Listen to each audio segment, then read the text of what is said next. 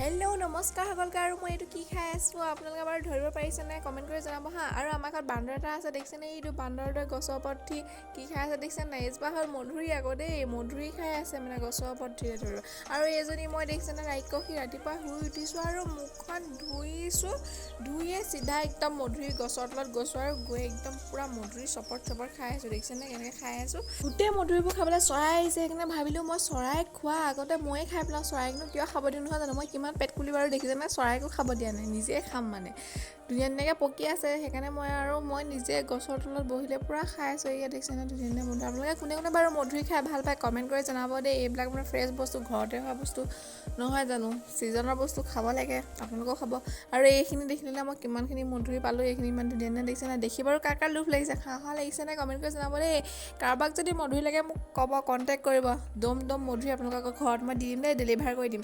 আৰু মই এয়া ভাত পানী খাই বজাৰলৈ আহিলোঁ। বজাৰত এয়া দেখিছেনে আমাৰ বজাৰ শিমলুগুৰিত শনিবাৰ বজাৰ, এজনী লগৰ ভণ্টি এজনী পাই গ'লোঁ।